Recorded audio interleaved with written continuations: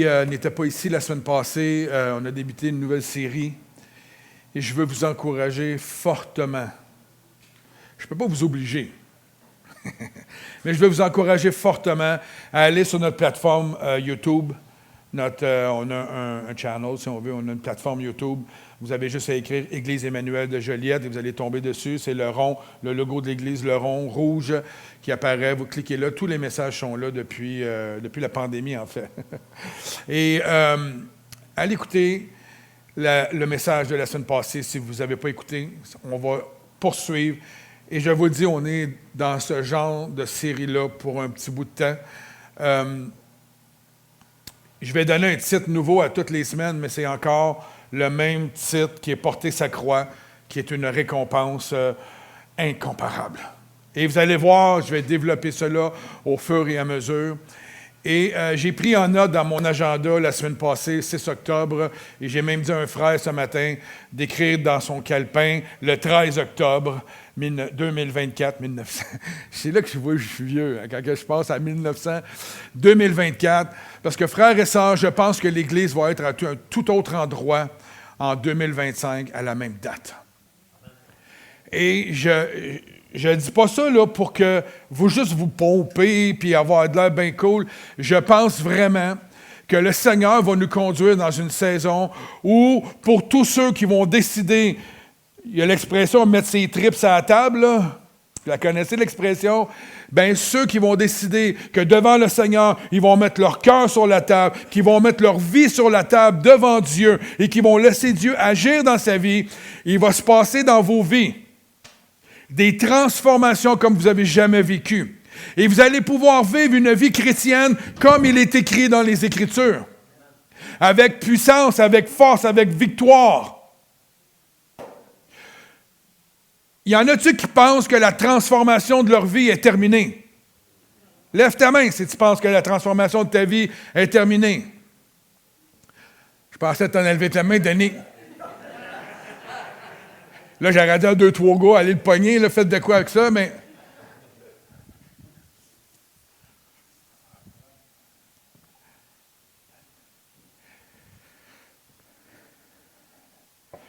Ça vous arrive-tu des fois d'avoir tellement la présence de Dieu, tellement d'émotions, qu'il est dur de parler,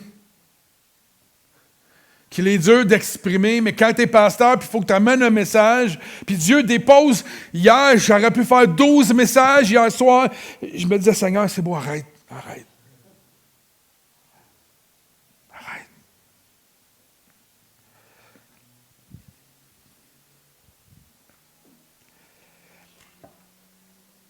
Porter sa croix est une récompense incomparable. Ce que nous avons vu la semaine passée, on a débuté avec ça. C'est que porter sa croix, c'est un honneur. C'est un honneur de porter sa croix. Pensez-y. Christ qui a tout accompli pour nous. Le Seigneur nous dit dans sa parole, porter sa croix. Et la mauvaise compréhension qu'on a de porter sa croix, c'est comme on a entendu dans les anciennes religions qu'il faut se flageller, qu'il faut souffrir pour être chrétien. Non, le diable se plaît assez à nous faire souffrir. On n'est pas appelé nous-mêmes à nous faire souffrir. Porter sa croix, ce n'est pas se plaire dans la souffrance, c'est un état de victoire de porter sa croix. Porter sa croix, c'est de dire au monde entier, je porte la croix de Christ.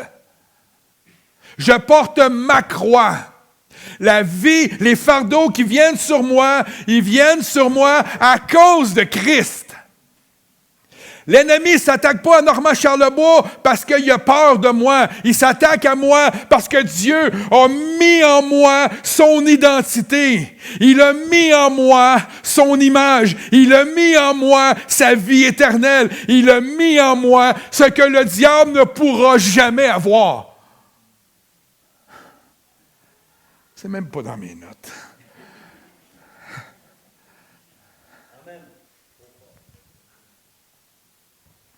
C'est pas une punition de porter sa croix. Quand quelqu'un vient vous outrager, vient vous faire du mal à cause de Christ, louez-le. Et dites-vous que vous êtes à la bonne place. Est-ce que ça fait mal? Oui. On n'est pas appelé à se flageller et à dire merci des douleurs, Seigneur. Non. Mais au moins tu sais que Christ vit en toi. Tu sais que tu vis pour lui. Tu sais que tu déranges dans ce monde.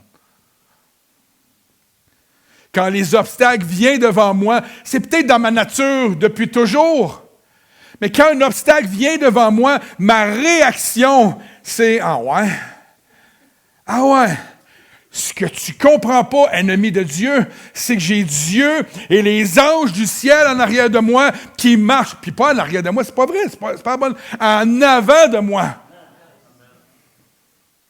Ça devrait nous motiver d'être dans les combats. Ça ne devrait pas nous accabler. Ça devrait nous motiver.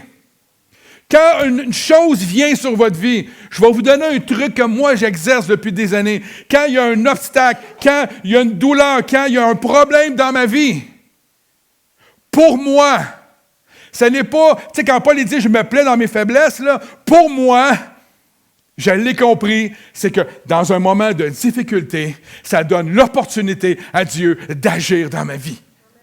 Et c'est pour ça que c'est un avantage. Quand le diable vient t'attaquer, tu sais, il dit, t'es pas chanceux, tu vas manger une claque.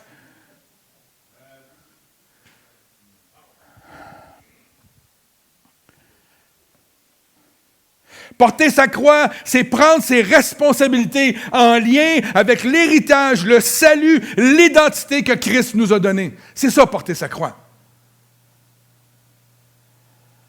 Donc, le titre ce matin, c'est évidemment porter sa croix.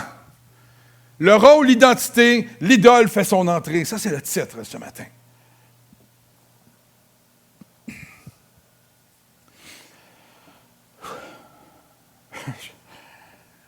Ah, je suis énervé.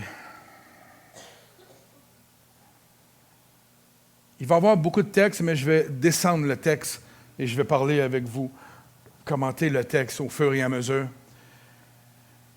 Et avant d'aller au texte, je vais juste laisser savoir que le plan de Dieu, l'initial plan de Dieu, de créer l'homme à son image, de le placer au milieu du jardin, avec des tâches à accomplir et des choses à faire, Dieu nous a mis sur terre avec des objectifs, OK? Ce plan-là n'a pas changé. Il a été bafoué à un moment donné où l'homme a désobéi face à Dieu, mais le plan initial reste le même, et vous allez le voir à travers la parole. Le plan initial, c'était pas que l'homme était pour tomber, que l'homme était pour être soumis au péché, que l'homme était devenu esclave. Ce n'était pas le plan initial de Dieu, right? Alors, nous allons faire un tour dans la Genèse. Durant l'année prochaine, on va lire de Genèse à Apocalypse, un verset à la fois. Non. Juste voir si vous étiez patient. Genèse 1, 26, qui dit ceci. Puis Dieu dit, regardez comment, moi quand je lis la parole, je ne sais pas si vous faites ça, là, mais je prends le temps de peser les mots. Je lis plus 32 versets, puis là, après ça, je ferme ma Bible, m'en vais. Je prends le temps de peser les mots. Je prends le temps d'écouter, de voir le sens, de méditer la parole. S'il vous plaît, prenons le temps de lire. Quand on mange un spaghetti et on le rentre d'une shot, on ne le déguste pas, right? Prenons le temps de déguster la parole, la savourer. Puis Dieu dit, faisons l'homme à notre image, à notre ressemblance. Wow! Merveilleux. Fait que si un athée vous dit, prouve-moi que Dieu existe, il dit, regarde-moi. Ou quand je te regarde. Ou quand je vous vois, je vois une parcelle de Dieu, de l'image de Dieu. Je ne vois pas Dieu, mais je vois l'image de Dieu. Alors, il existe une manière de prouver que Dieu, son image, c'est nous. Amen. Il y en a, tu vois qui, c'est ça, c'est quoi? Je ne dirai pas. Regardez qu'est-ce que ça dit. Je vais arrêter de faire des commentaires de même tout le long, parce qu'on ne finira pas. Qu'il domine sur les poissons de la mer, qu'il domine, ça ne dit pas qu'il soit dominé, qu'il domine sur les poissons de la mer, sur les oiseaux du ciel, sur le bétail, sur toute la terre et sur tous les reptiles qui rampent sur terre. Qu'il domine. Dieu créa l'homme à son image et il le créa à l'image de Dieu. Il veut qu'on comprenne, là. 3 fois qu'il répète dans 3 phrases, là. On a été créé à l'image de Dieu. Alors, c'est tout, point final. C'est ça, notre identité, notre ADN, on a été créé à son image. Il créa l'homme et la femme. Dieu les bénit et leur dit, le premier commandement, c'est « Reproduisez-vous. Faites des petits relents. Faites des petits Denis. » Ça, c'est les plus tannants. Mais il en a besoin. Reproduisez-vous, remplissez la terre. Soumettez-la. Il parle de domine, soumettez-la. Dominez sur les poissons de la mer, sur les oiseaux du ciel et sur tout animal qui se déplace sur terre. Dieu dit aussi, je vous donne. Pas dire, je vous le prête en attendant. Je vous donne. Dieu donne, il ne dédonne pas, Dieu donne. C'est son cœur, c'est sa volonté de nous créer à son image, de qu'on puisse dominer. Et Dieu donne toute herbe à graines sur toute la surface de la terre, ainsi qu'à tout arbre portant du fruit, avec pépins ou noyaux. Pourquoi il a déjà pensé pourquoi ces fruits-là avec des pépins, des noyaux? Parce que ça se reproduit. Dieu est toujours dans la multiplication, dans la reproduction. Dans ta vie, c'est la même chose. Si tu es au même niveau, pose-toi des questions. Tu es supposé de te reproduire, tu es supposé de grandir, tu es supposé d'avancer, tu es supposé de croître. C'est la réalité. C'est le concept de Dieu. Hein? Ça sera votre nourriture. À tout animal de la terre, à tout oiseau du ciel et à tout ce qui se déplace sur la terre, ce qui est animé de vie. Intéressant. Je donne toute herbe pour nourriture, et cela se passera ainsi. Dieu regarde tout ce qu'il avait fait, et il constata que c'était très bon. Wouh! Il eut un soir et il eut un matin. Ce fut le 6e jour. Il y a beaucoup de choses dans ce simple texte-là. Ce texte-là nous montre qu'aujourd'hui, ce n'est pas différent pour Dieu. Il y a le même mandat du début que d'aujourd'hui. Vous allez le voir pourquoi.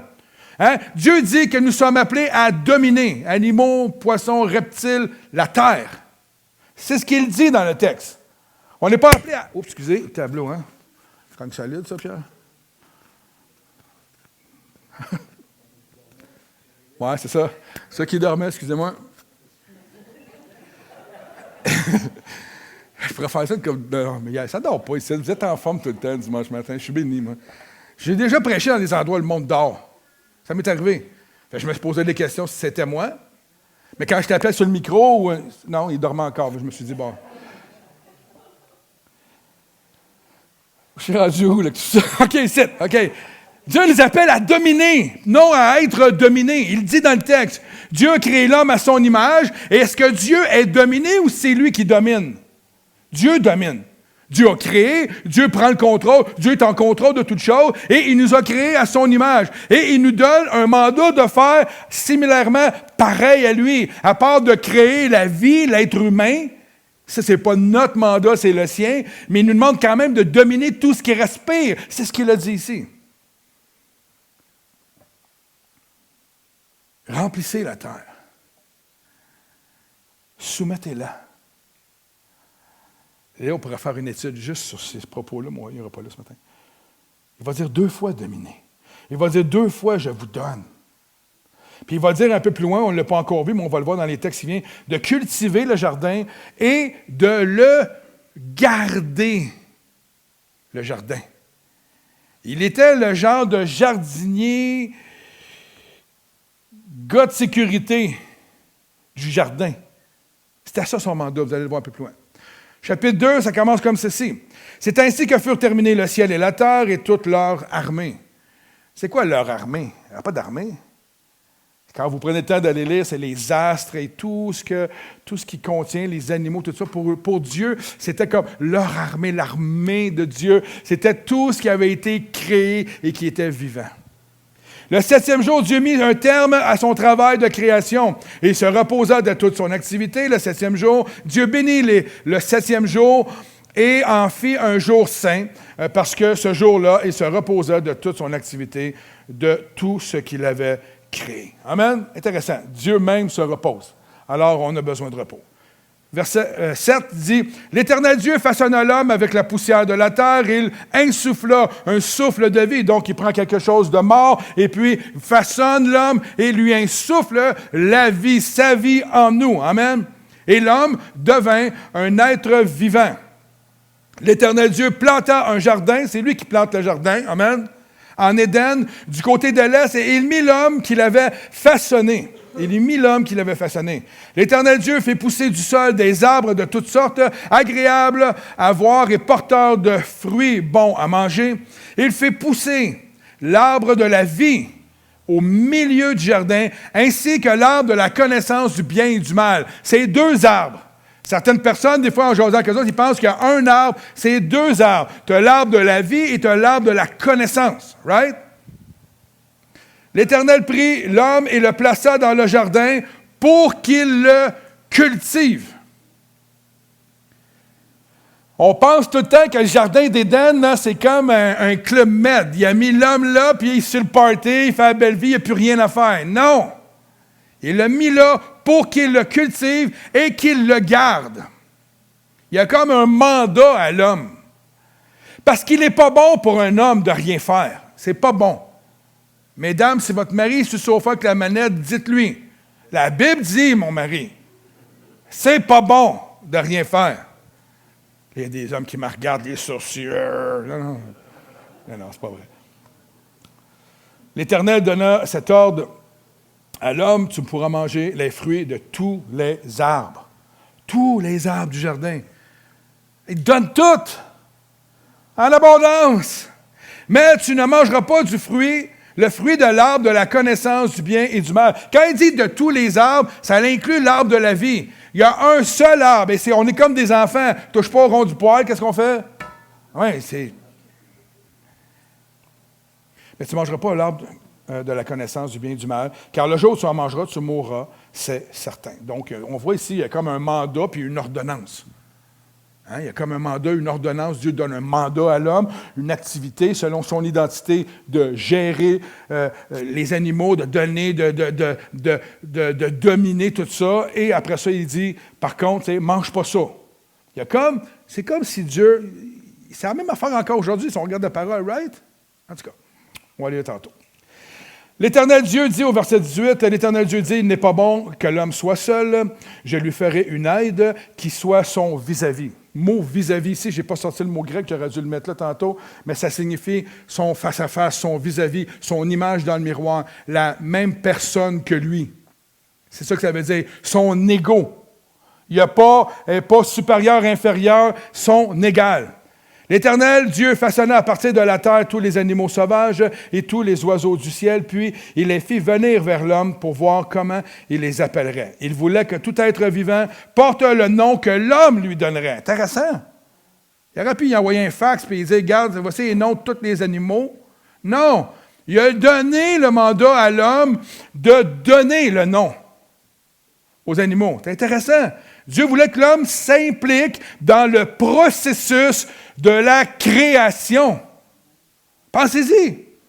Moi, j'ai toujours eu de la misère au début de ma vie chrétienne à comprendre pourquoi Dieu nous donnait à nous, enfants de Dieu, le mandat de rétablir la culture du royaume sur terre, de rétablir ces choses-là. Pour moi, je me disais, Seigneur, on est pécheurs, on n'est pas adéquat, on n'est pas assez bon, on n'a pas ci, on n'a pas ça. Tu sais, on trouve toutes nos...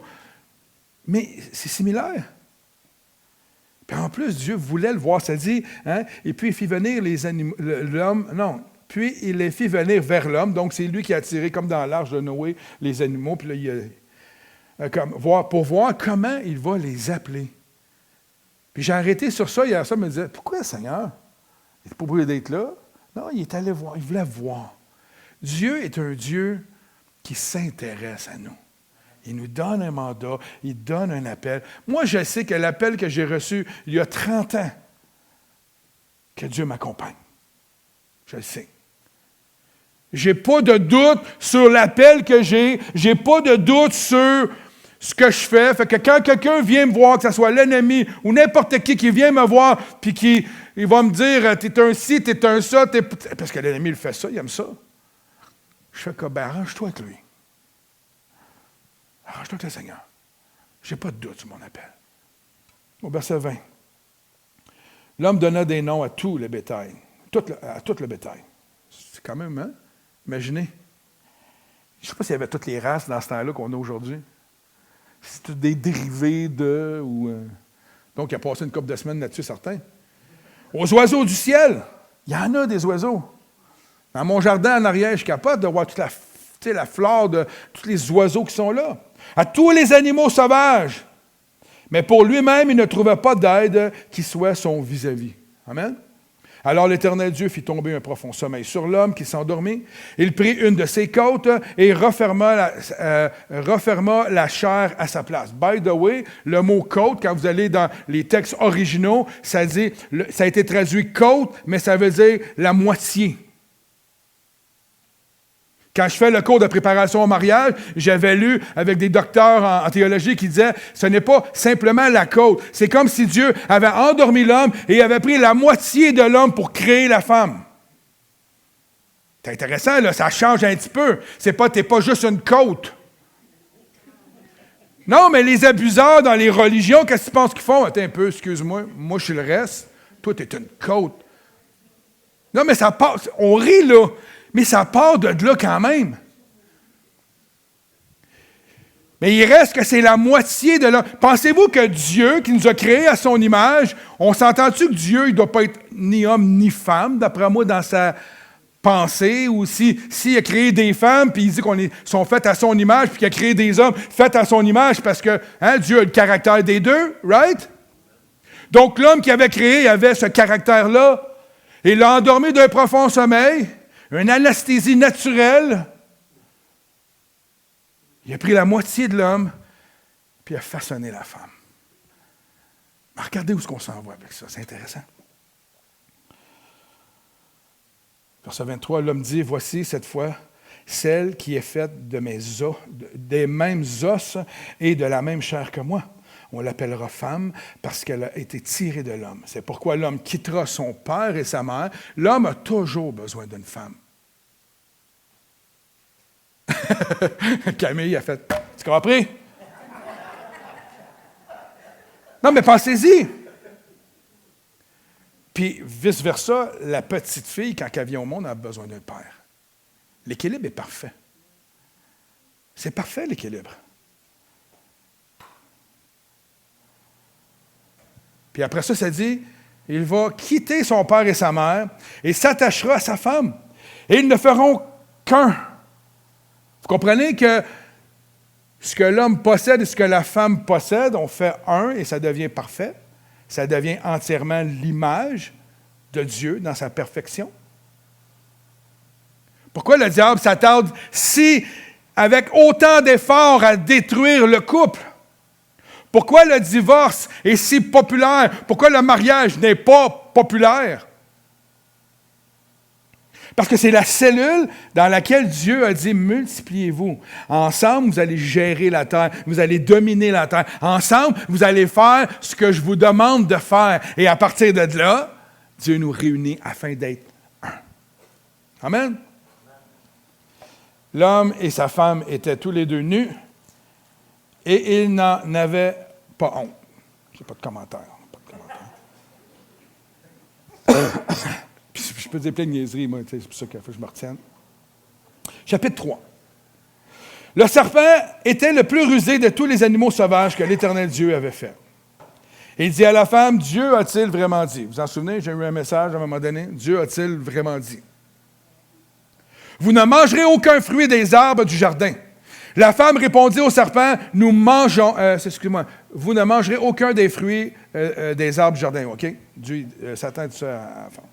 La femme répondit au serpent, nous mangeons du fruit des arbres du jardin, cependant, en ce qui concerne le fruit de l'arbre qui est au milieu du jardin, Dieu a dit, vous n'en mangerez pas et vous n'y toucherez pas, sinon vous mourrez. Le serpent dit alors à la femme, vous ne mourrez pas, voyons, Coco. mourrait pas. Mais regardez ça comment il est manipulateur. Mais Dieu sait, comme s'il est en train de penser à la place de Dieu. Ça, c'est l'ennemi, ça. Mais Dieu sait très bien, moi je vais rajouter, là, Dieu sait très bien que le jour où vous en mangerez, vos yeux s'ouvriront et vous serez comme Dieu. Vous connaîtrez le bien et le mal. C'est vrai, hein? Alors nous voyons l'accusateur jouer son rôle à merveille ici, discréditant Dieu devant ceux qu'il a créés à son image, ceux à qui il avait déposé en eux l'expression de qui il était, afin qu'eux aussi puissent être comme lui. Pas Dieu, mais, comprenez, un fils de Dieu, une fille de Dieu, avec un mandat précis que Dieu a donné, et dominer la création. En fait, ça ne pouvait pas être autrement, parce que Dieu est comme ça. Si Dieu nous a créés à son image et que lui-même est le Créateur et le grand patron de toute la création et de l'homme, nous sommes donc appelés, nous aussi, qui avons été créés à son image, à être comme lui. Amen. Évidemment, nous ne sommes pas les créateurs de la vie, mais les gestionnaires de la vie. Pourquoi je dis ça? Parce que Dieu l'a mis dans le jardin pour garder l'arbre de la vie.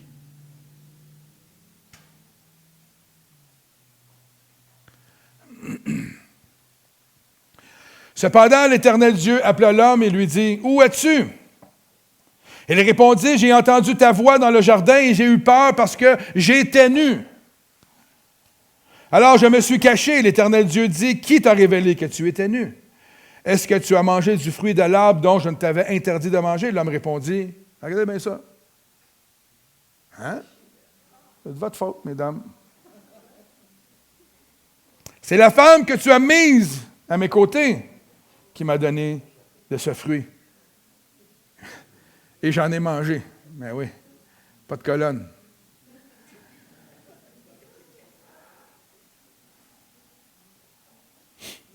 L'Éternel Dieu dit à la femme, « Pourquoi tu fais cela? » La femme répondit, « Le serpent m'a quoi? M'a trompé, elle le savait. Et j'en ai mangé. » Combien de fois le diable vient dans nos vies puis on le sait que c'est pas bon? Non, mais... Puis qu'on en mange quand même. Ça fait mal d'entendre ça, mais c'est une réalité. Puis c'est pas de la condamnation, là. On vit comme ça. On est fait de chair et on est faible, les amis. On est charnel. Mais la beauté, c'est que Dieu est en nous et que Dieu nous demande de marcher par son esprit afin de nous accorder ce qu'on a besoin pour être en mesure de marcher selon son esprit.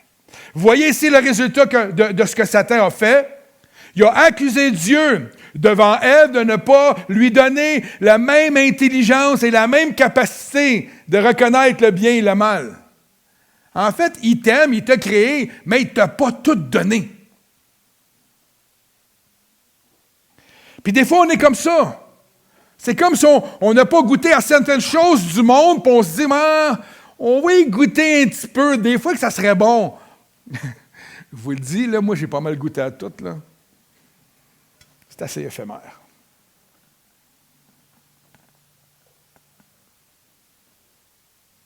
Ce que Satan a fait, il y a 6000 ans passés, se reproduit de la même manière encore et encore et encore aujourd'hui sur cette terre. Le premier péché de l'homme était quoi? La désobéissance. Et le deuxième, c'était de ne pas prendre ses responsabilités et accuse l'autre, accuse la femme pour ses propres fautes. Le diable encore utilise de nos jours le même procédé pour conduire l'homme à s'éloigner de Dieu et de son appel, de son identité. Qu'est-ce qui est le plus gros enjeu de notre société en ce moment sur Terre? C'est l'identité. C'est le plus gros enjeu en ce moment sur Terre. Pourquoi?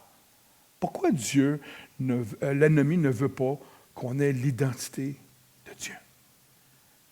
Parce qu'au moment où il nous fait croire qu'on est autre chose que lui, nous perdons le mandat que Dieu nous a donné. Nous perdons la vie en Dieu. Nous perdons notre liberté comme nous étions appelés à vivre dans le jardin.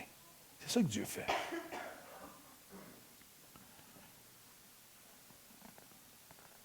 Le diable utilise encore ce procédé aujourd'hui. Et pour nous, les chrétiens, Satan ne veut pas nous convaincre que notre salut n'est pas vrai. N'essaie pas de nous convaincre que Jésus n'est pas mort à la croix. C'est pas ça qu'il fait. Il ne fait pas ça. Mais l'ennemi, ce qu'il essaie de faire le plus, c'est de nous influencer à la désobéissance, comme il l'a fait avec Adam et Ève. Il va essayer de toutes les manières pour nous influencer à désobéir à lui, à sa parole. Il va nous amener à être des accusateurs et à ne jamais reconnaître nos torts. C'est ce qu'il veut qu'il se passe. Parce qu'à partir du moment où on ne reconnaît pas nos torts, il n'y a rien qui peut se produire dans nos vies. À partir du moment où on se ferme à Dieu, parce que quand on ne reconnaît pas nos erreurs, quand on ne reconnaît pas nos fautes, on se ferme. Je vais vous donner un exemple pour ceux qui sont mariés. Quand moi, j'ai rien fait, que c'est à cause de ma femme, c'est elle, là, le problème. On a une querelle, on a une situation. Là, regarde, pourquoi tu prends moi comme exemple? Parce que, chérie. Mais on va dire que c'est vrai. On va dire que, parce que d'habitude, c'est moi le méchant, OK? Mais on va dire que c'est vrai, là. Mon épouse me fait quelque chose. Puis moi, j'arrive. Puis je l'accuse, puis je ne prends pas mes responsabilités parce que si elle me fait quelque chose, c'est parce qu'il y a quelque chose que j'ai fait, right? Puis à un moment donné, on s'accuse, on ne prend pas nos... Qu'est-ce qui arrive? Ce qui arrive, c'est qu'il se creuse un fossé, il y a une distance s'installe, puis à un moment donné, tu ne peux pas régler la situation. C'est le même procédé avec Dieu. Si on accuse tout le temps les autres à gauche et à droite de nos problèmes, on s'éloigne de la vérité, on s'éloigne parce qu'on va avoir raison, et on tient mordicus à notre version. Combien de fois j'ai rencontré des couples dans mon bureau, ça aurait été si simple, qu'ils admettent tout simplement leur tort. Puis même si tu n'as pas tort, est-ce que tu l'aimes? Oui. Pardonne.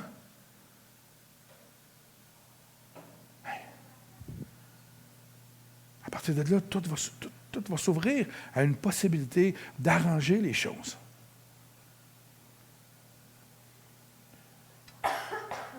Ne pas prendre ses responsabilités, c'est ne pas porter sa croix. Ces deux choses sont les éléments principaux de la chute de l'homme et de tous ses problèmes, et encore aujourd'hui, et même dans la vie des chrétiens. On n'est pas différents, là. On est sauvés, on est pardonné de nos péchés, mais on vit encore dans ce monde avec la chair et aussi avec l'influence de l'extérieur. On vit encore là. Regardez dans le prochain texte les résultats de la désobéissance. L'Éternel Dieu dit au verset 22, « Voilà que l'homme est devenu comme l'un de nous pour la connaissance du bien et du mal. » Je me suis posé la question, pourquoi Dieu ne voulait pas qu'on sache le bien et le mal? Quand vous avez un petit bébé, là, un petit enfant, il arrive, le plus tard possible, on va retarder la connaissance du mal et du bien. On essaie de le garder dans le cocon, dans le jardin d'Éden. On essaie de le protéger de tout ça, parce qu'à partir du moment où il vient à choisir entre le bien et le mal, c'est là que la vie commence vraiment. Hein? Et Dieu veut ça. Dieu voulait, dans le jardin d'Éden, nous placer là avec un mandat, avec des activités, des choses à faire, dans un milieu parfait pour la vie éternelle. Il dit, touchez pas à ça, vous allez vivre. Touchez à ça, vous allez mourir. C'est exactement ce qui s'est passé. Puis c'est exactement ça qui se passe. On vit dans un corps mortel, avec des émotions, des sentiments mortels en nous. Mais une chance que l'Esprit de Dieu est là. Amen. Maintenant, regardez le résultat. Empêchons-le de tendre la main, de prendre aussi du fruit de l'arbre de vie, d'en manger et de vivre éternellement. Ainsi, l'Éternel Dieu le chassa du jardin d'Éden pour qu'il cultive la terre d'où il avait été tiré. Le Seigneur est en train de te dire, je t'ai pris de quelque chose qui était poussière, qui était mort, je t'ai donné la vie, et maintenant que tu as désobéi, je te retourne à la mort. Tu vas cultiver la mort. Il n'y a rien à en tirer de la mort. Après avoir chassé Adam, il posta à l'est du jardin d'Éden des chérubins qui agite une épée flamboyante. À quoi vous fait penser l'épée? Dans le Nouveau Testament, c'est quoi l'épée? La parole. L'épée flamboyante, elle revient dans le Nouveau Testament. Il n'y a rien de nouveau, je vous le dis. Prenez le temps de lire l'histoire de la création versus le Nouveau Testament. C'est capotant de voir tous les parallèles.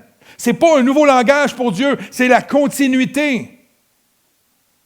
Une épée flamboyante, l'épée tranchante qui tranche entre quoi? Entre le bien et le mal. Pour garder le chemin de la vie. À cause du péché, il va y avoir quelqu'un qui t'empêche d'aller au chemin de la vie. Le chemin, à quoi vous fait penser le chemin? Hein? Jésus, il est le chemin, la vérité et la vie. On est empêché d'aller là. Mais à cause de Jésus, on connaît le résultat. Amen? Donc, en résumé rapidement, l'homme créé à l'image de Dieu avait le mandat de dominer la vie animale et la terre. Il avait également le mandat de cultiver et de garder le jardin, garder l'arbre de vie. Philippiens 2,12 dit « Travaille à ton salut ». Tu donnes ta vie à Jésus. À partir du moment que tu as donné ta vie à Jésus, tu n'es pas dans le jardin d'Éden, tu n'es pas encore en vacances. Tu n'es plus le Club Med comme il était dans le jardin. Non, tu es appelé à travailler ton salut. Et le mot « travailler », je vais essayer de vous le prononcer, là, mais c'est kater, K avec un K, katergazomaya. Quelque chose de même, OK? Regardez ce que ça veut dire. Travailler veut dire accomplir, achever, faire et reproduire des choses qui conduisent à des résultats. Façonner le salut. Le salut se doit d'être travaillé. Et on devient les gardiens de notre salut, frères et sœurs. Chacun d'entre nous. Les gardiens de notre salut. Adam et Ève ont failli à cause de leur désobéissance et leur orgueil. Donc, la conséquence, ils ont perdu quoi? Ils ont perdu leur place de dirigeant. Leur identité et leur rôle, c'est ce qu'ils ont perdu. Et frères et sœurs, notre identité, c'est ce qui détermine le rôle que nous avons. Votre identité, mon identité en Jésus-Christ détermine qui je suis sur cette terre. Je suis un enfant de Dieu. Je suis un ambassadeur de Christ. C'est à ce moment-là que l'idole fait son entrée dans la vie des hommes sur cette planète et elle se nomme victime. Et regardez autour de vous aujourd'hui, qu'est-ce qui est plus présent dans le monde que la victimisation de toute chose? Je veux vivre ma vie comme ça, mais quand quelqu'un n'est pas en accord avec toi, tu es une victime. Tout est victime. Tout est victime.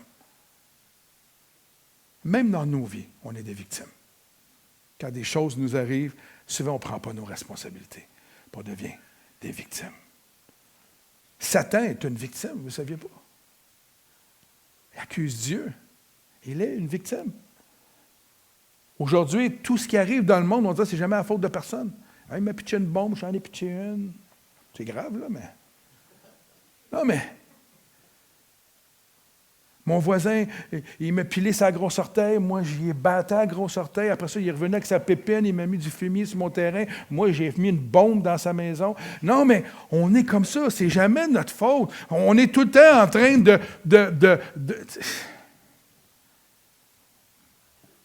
Frères et sœurs, être victime, ce n'est pas notre identité en tant qu'enfant de Dieu.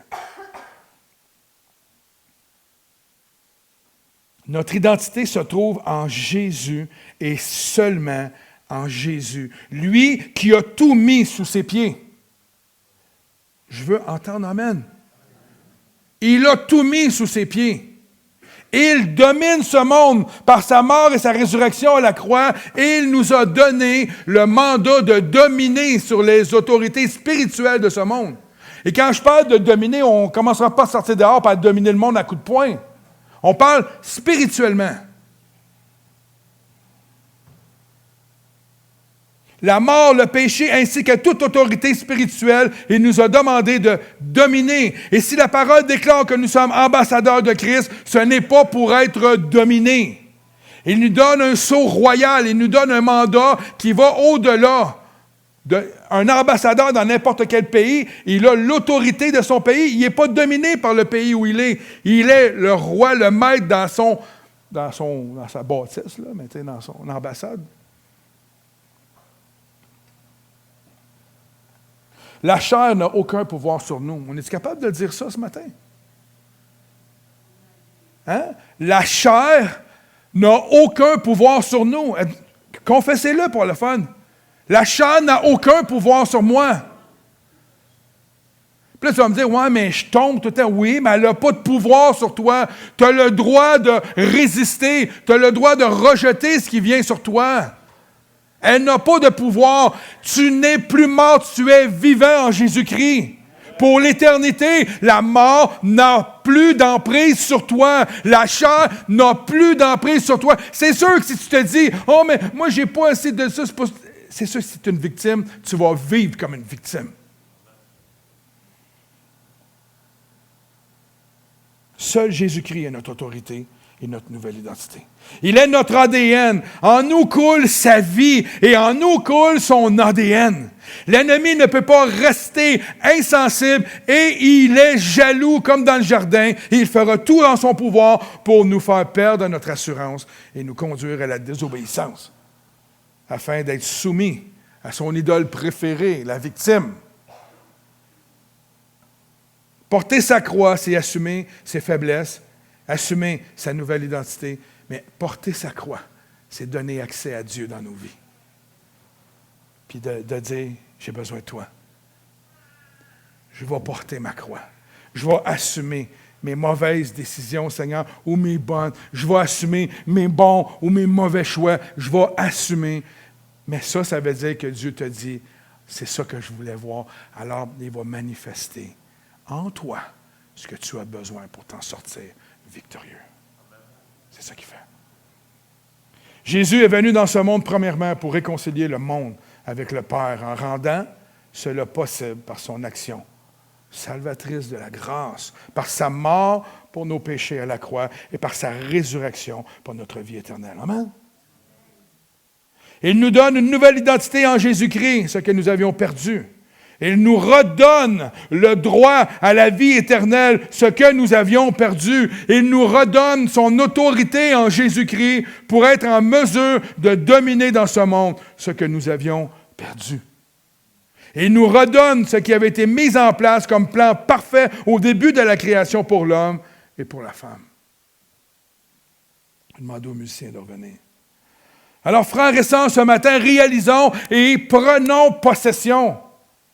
Je vous le dis, là, c'est pas le langage qu'on utilise d'habitude. D'habitude, on va dire que la grâce de Dieu se manifeste dans nos vies. Je suis d'accord. On dépend tout de la grâce de Dieu, de la volonté de Dieu. Mais la volonté de Dieu, c'est qu'on ne soit pas soumis au péché. La volonté de Dieu, c'est qu'on ne retourne pas dans ce qu'on était avant. Ça, c'est sa volonté. Donc, si c'est sa volonté qu'on soit victorieux, il faut marcher de façon victorieuse. Adam n'a pas su protéger l'arbre de vie. On est appelé à protéger le salut que Dieu dépose en nous. Amen. Nous devons reprendre ce qui nous a été volé et prendre le contrôle de ce que Dieu nous donne avec l'aide maintenant. Et c'est ça la bénédiction du Saint-Esprit. Certains d'entre nous, au cours des années de marche chrétienne, 30 ans, 20 ans, 15 ans, peut-être il y en a c'est 2-3 ans, avons laissé entrer dans nos vies toutes sortes de choses. Tout le monde, on est tous dans le même bateau. Tout le monde. Mauvaise pensée, fausse vérité, mondanité, orgueil, désobéissance, critique. Cette idole que j'appelle victime, j'en reviens tout le temps avec ça parce que je vous le dis, comme pasteur, je le vois à quel point ça fait du dommage. Quand on est tout le temps en train de jouer la victime, prenons nos responsabilités. Beaucoup de chrétiens se demandent pourquoi ils frappent un mur.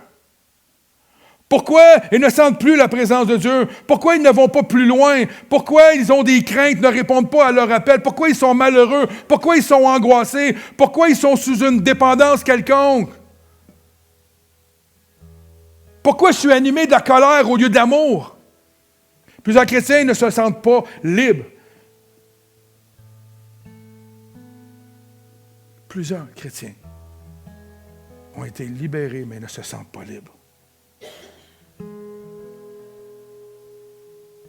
Puis ils attendent tellement longtemps avant de faire quelque chose afin de retrouver la victoire.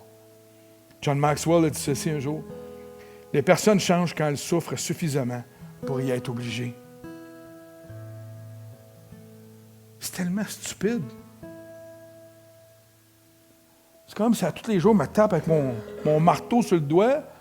Ah, c'est pas pire, ça fait mal, mais il marche encore. Un autre chose. On dirait qu'on attend d'arriver au mur où il n'y a plus d'espoir, il n'y a plus rien, alors que Jésus, c'est complètement l'opposé qu'il nous donne. Il dit, marchez dans mon amour, marchez dans ma liberté, je vous ai affranchis. Pourquoi toujours attendre d'être rendu au bout du rouleau avant de se tourner vers Dieu, se tourner vers un frère ou une sœur? Pourquoi attendre jusqu'à la fin tout le temps? Au risque de se perdre. On dirait qu'on doit atteindre un niveau de désespoir total avant d'allumer et de vouloir les choses qui changent dans notre vie. Puis je me suis mis quelques questions pour moi que je vous pose à vous. Ce que nous vivons à tous les jours, est-il plus grand que Jésus?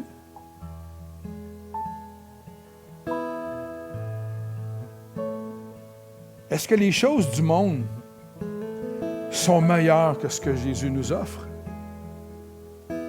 C'est des bonnes questions à se poser. Est-ce que Jésus ne nous aime pas assez ou nous aime assez pour nous conduire à être victorieux dans nos vies de tous les jours? Je pense que oui. Et je vais retourner avec les versets que je vous ai donnés la semaine passée. N'est-il pas dit dans Romains 8:35? Qui nous séparera? Qui nous séparera de l'amour de Christ? Serait-ce la détresse? On a tous des détresses, l'angoisse, la persécution, la faim, le dénuement, le danger ou l'épée. De fait, il est écrit, c'est à cause de toi qui nous met à mort à longueur de journée. On pourrait se plaindre, dire, ben oui, mais Seigneur, non. Qu'on nous considère comme des brebis destinées à la boucherie. Au contraire, la Bible dit au contraire, dans tout cela, nous sommes plus que vainqueurs. Grâce à celui qui nous a aimés. Je reviens avec ce que j'ai dit la semaine passée. Si tu ne te sens pas aimé, tu n'es pas dans la bonne case. En effet, j'ai l'assurance que ni la mort. On parle de Paul, là, qui fait la prison, qui est battu, qui est flagellé, qui a tout vécu. En effet, j'ai l'assurance que ni la mort, ni la vie, ni les anges, ni les dominations, ni le présent, ni l'avenir, ni les puissants, ni la hauteur, ni la profondeur, ni aucune créature ne pourra nous séparer de l'amour de Dieu manifesté en Jésus-Christ. Galates 5:1 dit, c'est pour la liberté que Christ nous a quoi?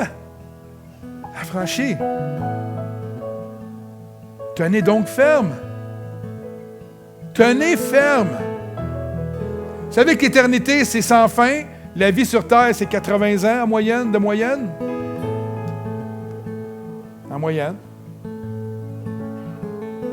80 ans à attendre, à résister, à tenir ferme pour une éternité. C'est un bon deal.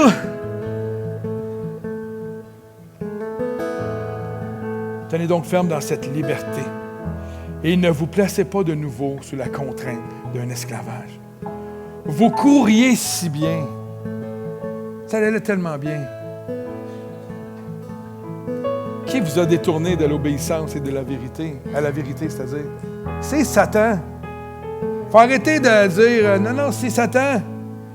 Cette influence ne vient pas de celui qui vous appelle. Un peu de levain fait lever toute la pâte. J'ai confiance dans le Seigneur. J'ai confiance dans le Seigneur.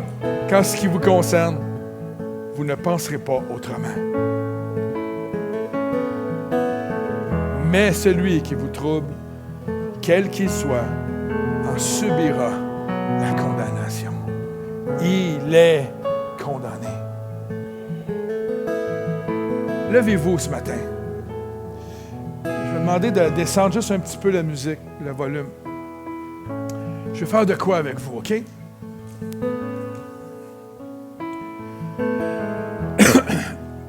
je vais vous raconter une histoire. Mais j'aimerais que vous fermiez vos yeux pendant que je raconte l'histoire, puis que vous l'imagez. Amen? Vous l'imagez. L'histoire s'intitule « L'infini dans un vase ». L'infini dans un vase. C'est l'histoire d'un homme qui raconte comment le Saint-Esprit lui explique un principe fondamental de la vie chrétienne. Et dans l'histoire, le Saint-Esprit, Dieu, est appelé le professeur. Ça va comme suit. C'était le matin. Le professeur est entré dans ma chambre muni d'un petit vase en argile. J'aimerais te poser une question, m'a-t-il dit. Ce qui est petit, peut-il contenir ce qui est grand? Bien sûr que non, ai-je répondu. Deuxième question. Et ce qui est éphémère et périssable, peut-il englober ce qui est infini? Non plus, ai-je répondu à nouveau. Mais si, ils le peuvent, a-t-il objecté le professeur. Comment ça? Dit le monsieur. Il lui montra son vase en ôtant le bouchon, le couvercle. Ils le peuvent si le vase est ouvert. Un vase fermé ne pourra rien contenir de plus que lui-même, mais un vase ouvert a une contenance illimitée. Il peut recueillir le souffle du vent ou le ruissellement de la pluie, voire même les flots d'un fleuve jaillissant. Effectivement, il faudra très longtemps pour recueillir tout un fleuve. Cela pourra être même une tâche sans fin, mais le principe reste vrai. Pourquoi me montrez-vous cela, dit l'homme? À ton avis, est-ce que tu sais plus de choses que tu en ignores ou l'inverse? Je dirais que j'ignore plus de choses que j'en connais. Dans ce cas, n'est-il pas normal de chercher à apprendre ce que tu ignores? Je suppose que oui, dit l'homme. Mais comment contenir ce qui est plus grand que toi, ce qui dépasse ta compréhension? C'est la question qu'il pose à Dieu. Il dit en devenant un vase ouvert. Exactement, s'est écrié avec joie le professeur. C'est seulement dans la mesure où tu ouvres, où tu t'ouvres, que tu pourras savoir ce que tu ignores encore. Et c'est aussi en t'ouvrant que tu pourras contenir ce qui est plus grand que toi. La vérité nous dépasse toujours. Ton esprit et ton cœur sont limités, tels des vases d'argile, mais la vérité est infinie. Dieu n'a pas de fin. L'Éternel est infini et il jaillit sans cesse. Comme un fleuve, s'écria l'homme. Exactement. Un vase qui s'ouvre devient illimité. Il peut même contenir les flots jaillissants d'un fleuve. Alors dès maintenant, je te dis, ouvre ton esprit, ouvre ton cœur et ta vie, car seul un vase et un cœur ouvert peuvent contenir la nature infinie de Dieu.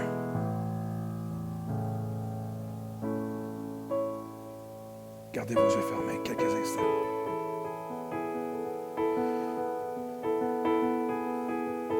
Paul dit dans 2 Corinthiens, en effet, nos légères difficultés du moment présent produisent pour nous, au-delà de toute mesure, un poids éternel de gloire.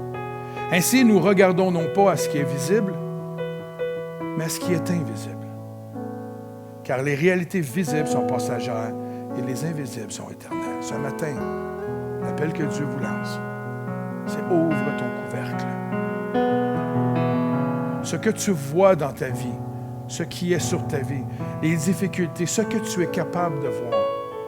Dieu, dans ce qui est infini, grand, dans les infinies possibilités que Dieu t'offre, il veut déverser en toi son fleuve d'eau vive, afin que tu n'aies plus jamais soif, afin qu'il puisse te purifier, qu'il puisse te nettoyer de tout ce qui vient à l'encontre de ce que Dieu veut pour ta vie. Ton identité n'est pas ce que tu penses. Ton identité est en Jésus-Christ et Jésus-Christ seulement. Laissez-moi prier pour vous ce matin. Seigneur, ce matin, ensemble, tout le monde, on est tous des vases d'argile fragiles. Certains d'entre nous sont même fissurés. Et Seigneur, ce matin, on veut s'ouvrir devant toi. On veut enlever nos couvercles. Et je vous le dis, là, je fais une parenthèse ce matin. Si tu as peur et tu ne crois pas que Dieu peut agir dans les situations de ta vie, dis au Seigneur, je vais enlever mon couvercle quand même. Puis je vais te faire confiance. Même si ça fait 1000 fois que j'essaie d'arrêter quelque chose, même si ça fait des années que je vis avec la condamnation, même si peu importe quoi, dis au Seigneur, je vais ouvrir mon couvercle. Puis je vais laisser l'Esprit de Dieu déverser en moi la guérison de mon cœur, l'identité que je dois avoir. Alors, Seigneur Dieu, tu vois nos cœurs ce matin. Tu nous vois comme Église. Tu nous vois. Dans notre faiblesse, chacun d'entre nous, dans nos défis que nous avons à tous les jours, dans le désir de notre chair de s'assoiffer des choses de ce monde qui semblent tellement extraordinaires, mais qui, en fin de compte, nous conduit à la mort souvent. C'est très éphémère. Seigneur, on ouvre les couvercles. Déverse-toi en nous, Seigneur. Déverse-toi en nous.